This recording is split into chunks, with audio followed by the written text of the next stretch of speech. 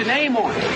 Just put your name on it. That's all I say. Be a man or a woman. Put your name on it. Well, I'd like to hear about it, potheads. How the fuck you gonna know how to be great if you don't study greatness? Look at the game tape. Oh, yeah. Hey, you're not a bad-looking man, Mr. Galson. But you are, Blanche. You are in that chair. Now do what I do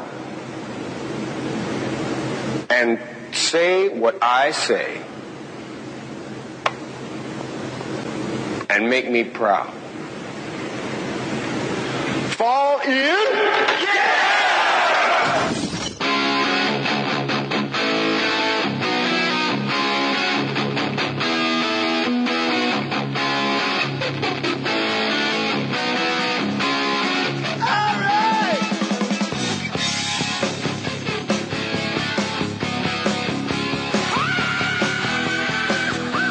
Got my homeboy.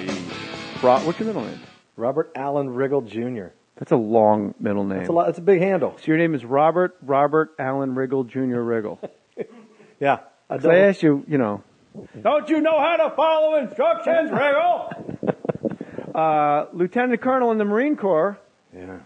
I remember when I told my father-in-law that. He goes, what is it, pinned or what? What you can either be, like, are you nominated for? Forgive my ignorance. No. For what? When they put you up to be lieutenant colonel, selected, and then after that is pinned. Yeah. Well, you get selected for promotions. Well, first of all, you get up for promotion. You're in the zone for promotion. It means you're promotable. Then if you get selected, it's like throwing strikes in AA. Yeah. If you get selected, then you get promoted. And then sometimes you can get promoted, and before you pin it on, like they say, hey, we need a colonel in the field now. So they frock you. Yeah, frock you. And that means they give you the rank. They pin the rank on you. But then you just carry that rank. You don't necessarily get paid until the day of your actual promotion. So you might be in the field as a lieutenant colonel. You could be, potentially. But that doesn't happen too often. Like, that is the most bureaucratic, weird thing I've heard. It was like Custer. Custer was a general in the Civil War. I heard. He was a general in the Civil War. He was 24, youngest general ever. But then after the Civil War, they said, the war is over, son. You're back to a lieutenant colonel now. Really? Yeah, and they took him back to but they frocked him during the war because they needed a brigadier general. So frocking is one up or one down? No, frocking just means you get to wear the rank. That's all frocking means. You get to wear the guys rank. under you know that you haven't been pinned yet? And are they like, yeah, whatever, almost lieutenant colonel. Okay, General Custer. It's like it's like being a stepdad, really. In a way, You're like, you guys take that hill. They're like, okay, Todd. Look, son, take that hill right now. Whatever, Fine. Todd. Is that what it's like? That's awesome. Do the guys know that a guy's been frocked? Well, it doesn't even matter. Even if you know a guy's frocked. It would matter to you and I. You and I in a foxhole in our ranger graves would be like, he's frocked. F him. He's not even pinned.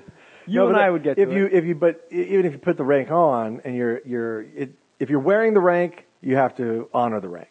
So, but does it get to, and I'm sorry to belabor this point because I get obsessive about minutia, does it get down, the famous line, yeah, in Saving Private Ryan, no, one of the great lines is, shit rolls downhill in the military. Yeah. So like if I'm a corporal and Angie's like a sergeant major, do we know that a guy is frocked, or do we just see the pit? Do we just see...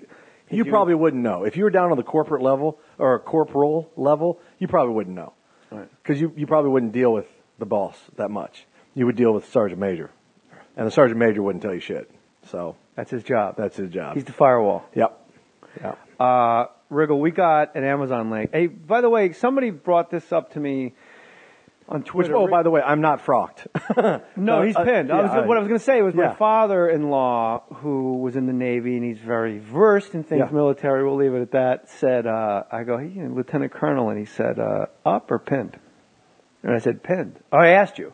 Yeah. And then I came back home, and the next day I go, by the way, you asked me about Rob Riggle? And he goes, yeah. I said, pinned. And all he did is nod his head, like, okay, like, all right. I don't know if he was wasting my time or not. Good enough, exactly. I don't know if he was some stupid frock Yeah, as a guy. matter of fact, I've been Lieutenant Colonel for 3 years in rank.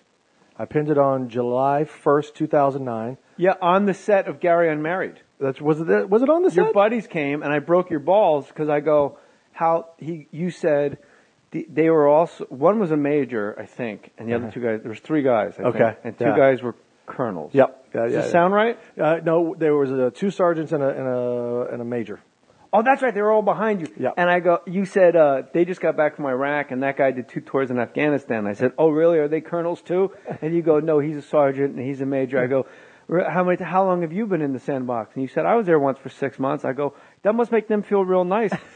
They're on their 3rd tour in the snowy hills of Afghanistan. Yeah. You're on a TV show, and they're like, here you go, Lieutenant Colonel. Here's some more pay for you. Yeah. I don't know if that sitcom money's holding you over. How's craft services treating you today, Colonel Riggle? It's pretty good. I got an MRE out back, and there's deviled eggs next to Jimmy Burrows' private collection of Chinese chicken salad. So we got an Amazon link. You could go to jmohr.com, click the Amazon link if you want to buy anything. Like any of the movies Rob Riggle's been in, like all 50,000 of them. If you want to go see old, daily shows, you can probably find them. And I always ask you guys to email me cool stuff that you've bought. Also, somebody suggested, and what do you call it, your bookmarks on the top of your page? Yeah. Just have jmohr.com be your Amazon bookmark.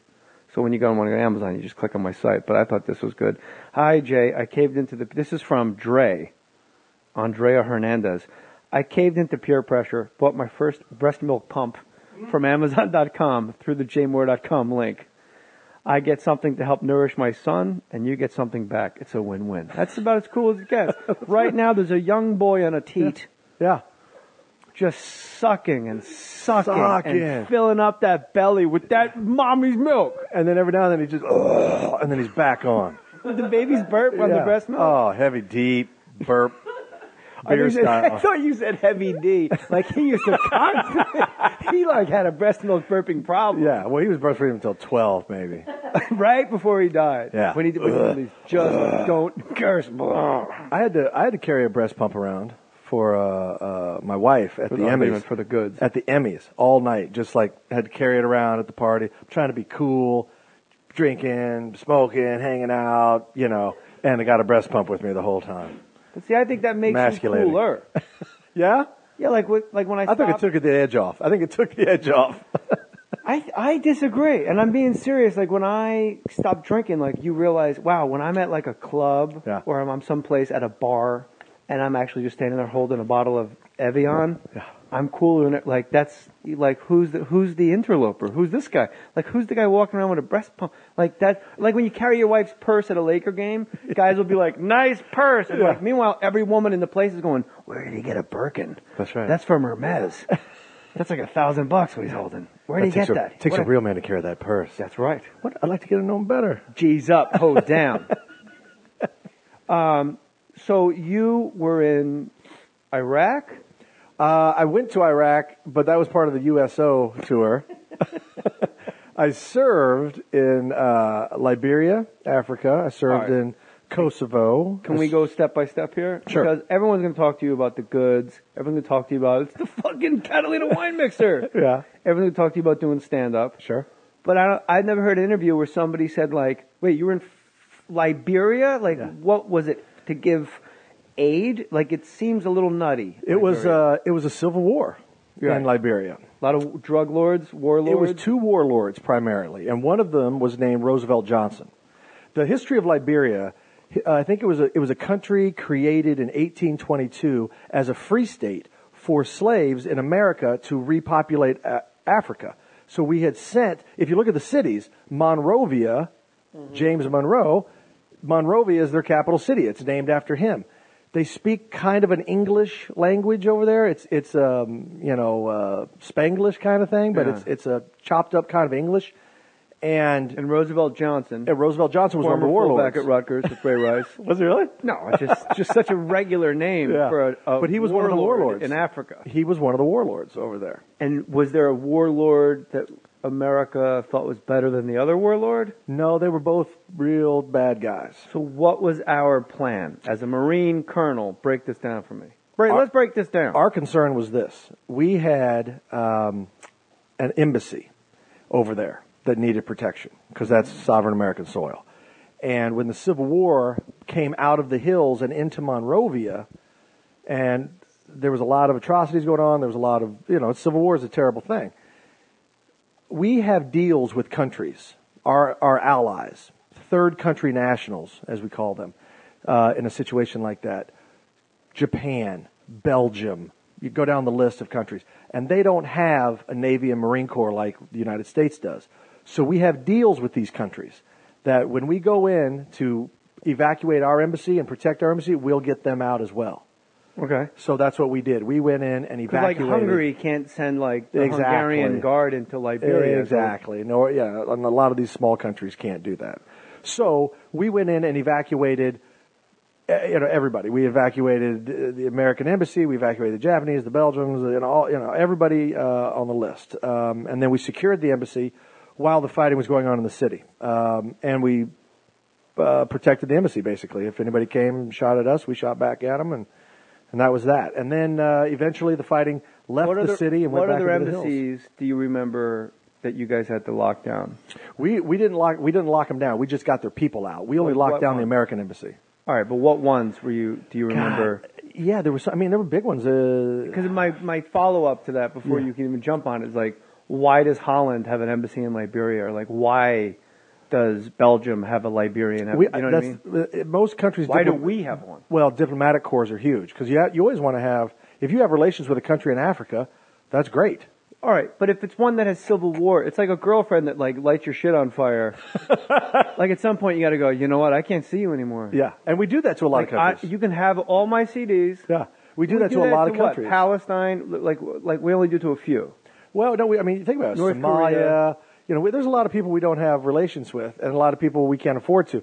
But we do have little outposts, sprinkled all over the place. And Liberia is a strategic place in Africa. It's right there on Which coast? It's on the west coast. Okay. Of Africa. Best coast. Holla, son. I think we should get an East Coast, West Coast war in Africa going.